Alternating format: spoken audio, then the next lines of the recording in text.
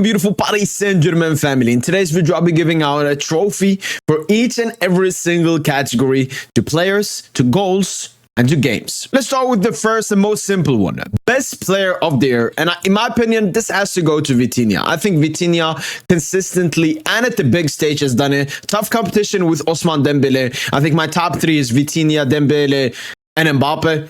Vitinha, Dembele first and second, not that really important, but I would say that Vitinha, Dembele performed very great in the knockout stages, but Vitinha did it also versus Dortmund, and I would say performed maybe at a higher stage at the top.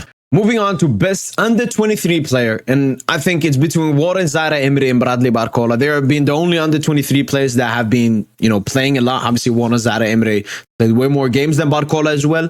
Plus, what he did in that Champions League group stage and in the beginning of the season, so crucial. And that's why I have to give it to Warren Zaïre-Emery. Obviously, he dropped off in 2024. Yeah, so despite of that, I still think Warren Zaïre-Emery has done a little bit more than Bradley. No, he's done more than Bradley Barcola, and deservedly takes home the under 23 player of the season. Next up, we're going to look at transfers.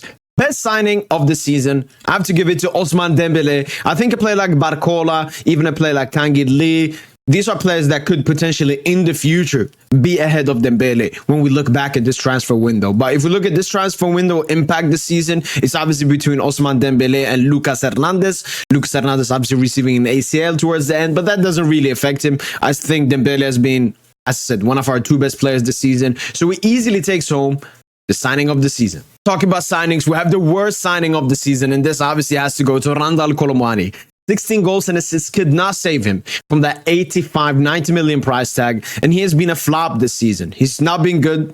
Striker, winger, whatever position you put him on, starting, off the bench, he's always been mid to ass, and yeah, definitely the worst signing of the season. Next up, we have best goal of the year. And this goal, sadly, will have to be given to Kylian Mbappe, in my opinion. I think he scored the best goals at PSG this season, so it was all about picking one of his goals. And my favorite goal, in my opinion, was his goal versus Toulouse in the Trophée du Champion final. First of all, it's a big game. It's a Trophée du Champion final. Receives the air from Barcola, 4 players around him, drives into the space, then goes inside, takes the challenge, and then puts it bottom right. It's an absolute filthy goal from Kylian Mbappe, and deservedly takes home best goal of the season. Next up, we have best assist of the year. And this was a bit hard to find, but I have to give it to Vitinha for his game for Montpellier. He obviously was fouled in the middle of the pitch, took it, one look, amazing pass over all the Montpellier players. Obviously, Mbappe takes a great touch and a great finish, but I think out of all the assists this season by PSG, that was the best in my opinion. Tanguy Lee versus Sociedad is also up there, but we'll look at it here. I will take a look at best team goal of the season, and I think it once again has to go to goal scored by Kylian Mbappe, which was the second goal versus Real Sociedad in the second leg of the UEFA Champions League round of 16. There was a lot of play before this, but this is where the play really started. Nuno Mendes, quick 1-2 with Dembele, gives it back to Beraldo. Beraldo, quick hard pass down the flank to Fabian, who puts it back to Tanguy Lee, and Tanguy Lee gives it Mbappe, and the story is ended there. Kylian Mbappe scores the goal. It's an absolute beautiful goal from Paris Saint-Germain, and it's Sociedad's second leg performance was one of our best performances this season, and that goal, spectacular. Next up, we'll take a look at best performance of the year. We've had a lot of great individuals this season, but I obviously have to pick a performance from the Champions League, the bigger and harder competition, and if there's one performance standout in my opinion in the knockout stages, I think Vitinha, Dembele, a lot of other great players had great performances, but the one that stands out for me when you look at expectations is Lucas Beraldo in the second leg versus Sociedad.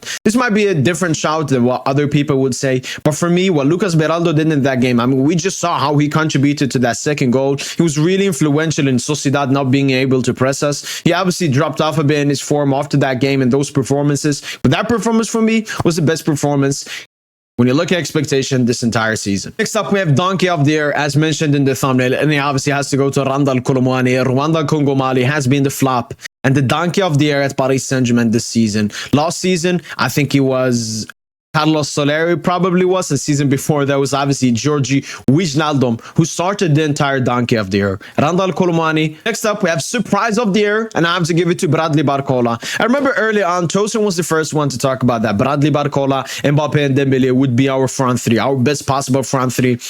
I mean, I liked the small stuff I've seen from Barcola, but I didn't think that was possible. But Barcola proved me wrong and proved a lot of PSG fans wrong. And now he's one of the favorite players at this club at the moment. Really humble, hardworking, great performances. Obviously, a bit inconsistent, not the best every game, but he's young. This comes with time. And Bradley Barcola has definitely been the surprise of the season. Next up, we're going to take a TT of the year. This is obviously being given to the best academy graduates, and he obviously has to be Sini Mayulu. He hasn't played that much, but from the small glimpses, from the small moments I've seen from him, this is a player that can definitely have an impact at this club. He will obviously stay with PSG next season. It will be really interesting what Mayulu does next season, but good luck to Mayulu, and what a great first season in some small few minutes. And now we're going to take a look at the two lost trophies, which has to do with game of the year. The first one is obviously the best game of the year, and that has to be the PSG versus FC Barcelona. Obviously, I don't know if it was the best performance. I think the Sociedad second leg and some other games here and there were the best performances. But this game against Barca away, we were 2-0 down away, and we got the job done. Crazy celebrations, crazy atmosphere, reaching the semi-final for the first time since 2021. It was a great feeling and deservedly takes home best game of the season. And worst game of the season, Newcastle obviously comes really close, but it obviously has to be the second leg versus Borussia Dortmund when we got knocked out of the Champions League. I think for every season, this will be the worst game of the season.